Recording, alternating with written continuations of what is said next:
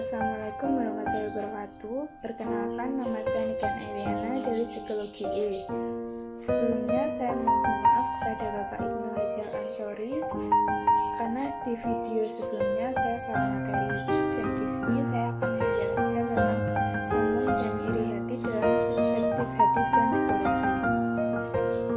Untuk topiknya, yang pertama pengertian sombong dan iri hati, yang kedua sombong dan iri hati dalam perspektif hadis, ketiga sombong dan iri hati dalam perspektif psikologi, dan yang keempat keterkaitan sombong dan iri hati dilihat dari perspektif hadis dan psikologi. Apa sih sombong? Sombong merupakan sikap yang sering kita lihat, bahkan sering juga kita bersikap demikian, karena memang hakikatnya manusia tidak dapat dipisahkan dengan sikap yang satu ini. Sikap sombong adalah selalu memiliki rasa melebihi dari orang lain.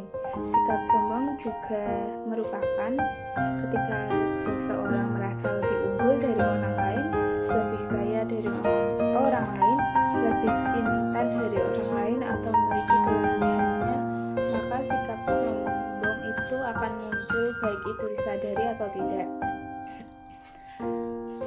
Tetapi ada sikap sombong yang lain, yaitu memandang dirinya berada di atas kebenaran dan merasa dirinya lebih bijak dari orang lain, sehingga perbuatan baik orang lain dianggap tidak memiliki arti.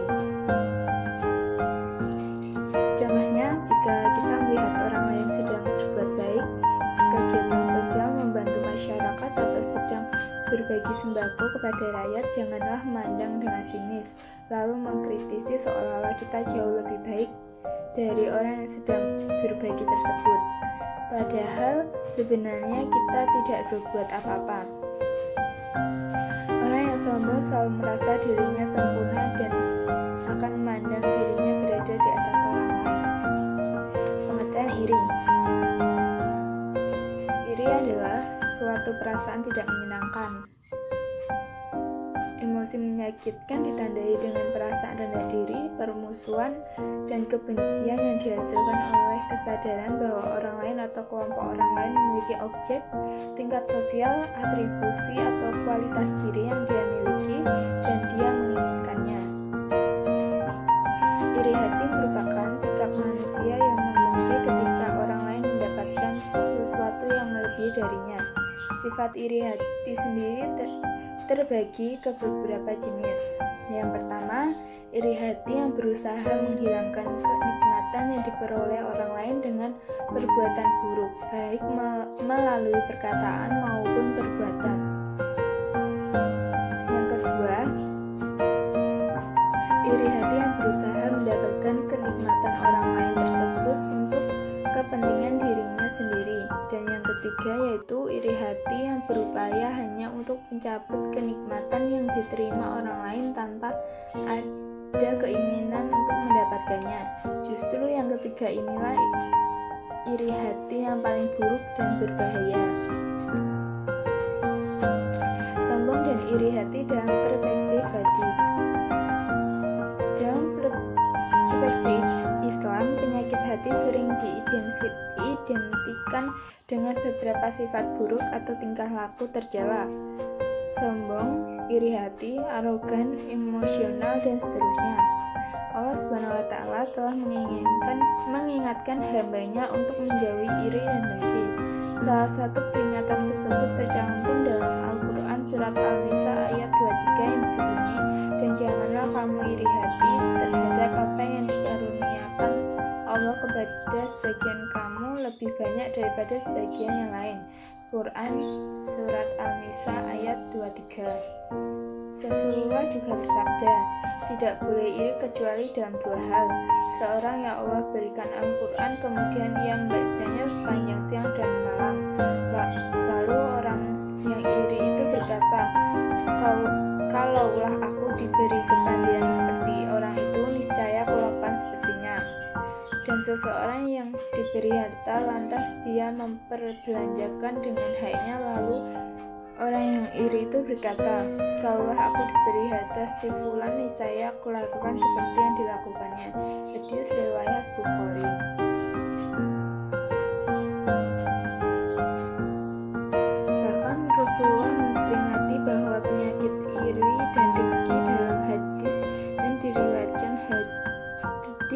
Diriwayatkan Abu Dawud, waspadalah terhadap hasud atau iri dan dengki. Sesungguhnya hasud mengikis pahala-pahala sebagaimana api memakan kayu. Orang-orang yang sombong tidak akan menyadari bahwa perilaku akan membawanya pada kegagalan. Dalam Al-Quran telah dijelaskan bahwa sombong merupakan sebuah kegagalan, dan janganlah engkau berjalan di bumi ini dengan sombong, karena sesungguhnya engkau tidak akan dapat menembus bumi dan tidak akan mampu menjuang setinggi gunung. Quran An-Isra ayat 37.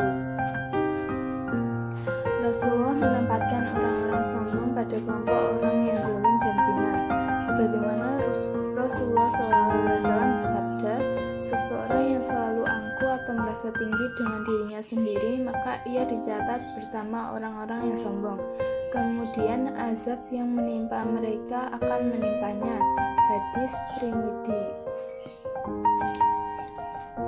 Sombong dan iri hati dalam perspektif psikologi. Penyakit hati atau psikosis adalah kelainan kepribadian yang ditandai oleh mental dalam profut mental dan gangguan emosi yang mengubah individu normal menjadi tidak mampu mengatur dirinya untuk menyesuaikan diri dengan lingkungannya. Dua istilah yang dapat diidentifikasi dengan psikosis ini adalah insanity dan dementia. Insanity adalah istilah resmi yang menunjukkan bahwa seseorang itu kacau akibat dari tindakannya. Pada saat lain, istilah demensia digunakan untuk kebanyakan kelainan mental, tetapi secara umum kini diinterpretasikan sebagai sinonim dengan kekacauan mental atau mental disorder yang mencolok, sebab mereka sering melakukan tingkah laku yang semaunya sendiri. Keterkaitan sombong dan iri hati dilihat dari perspektif hadis dan psikologi. Rasulullah Shallallahu Alaihi Wasallam bersabda bahwa dalam diri setiap manusia terdapat segumpal daging. Apabila ia baik, maka baik pula seluruh amalnya, dan apabila ia itu rusak, maka rusak pula seluruh perbuatannya. Gumpalan daging itu adalah hati. Hadis riwayat Imam Al-Bukhari. Sebaliknya, orang yang dalam hatinya ada penyakit sulit menerima kebenaran dan akan mati dalam keadaan kafir.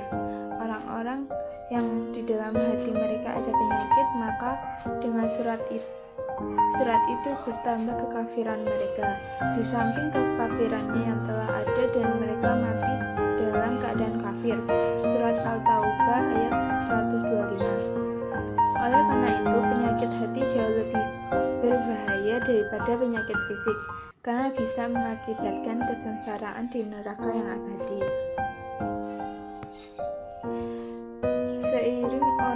Sering orang karena jabatan, kekayaan, ataupun kepintaran akhirnya menjadi sombong dan menganggap rendah orang lain. Bahkan Fir'aun yang takabur sampai-sampai menganggap rendah Allah dan menganggap dirinya sebagai Tuhan. Kenyataannya, Fir'aun adalah manusia yang akhirnya bisa mati karena tenggelam di laut. Allah melarang kita untuk menjadi sombong. Janganlah kamu berjalan di muka bumi ini dengan sombong, maka sesungguhnya kamu sekali-kali tidak dapat menembus bumi, dan sekali-kali kamu tidak akan sampai setinggi gunung. Surat Al-Isra ayat 37. Allah menyediakan neraka jahanam bagi orang yang sombong.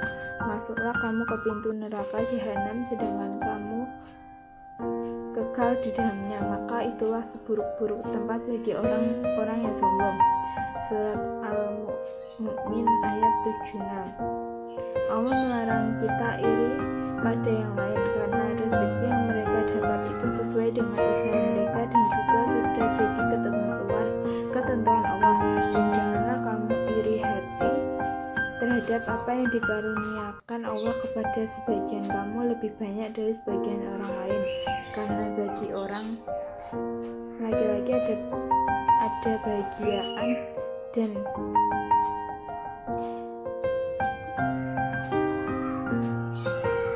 daripada apa yang mereka usahakan, dan bagi para perempuan pun ada bahagian dari apa yang mereka usahakan, dan mohonlah kepada Allah sebagian dari karunia-Nya. Sesungguhnya Allah Maha mengetahui segala sesuatu. Surat An-Nisa ayat 32.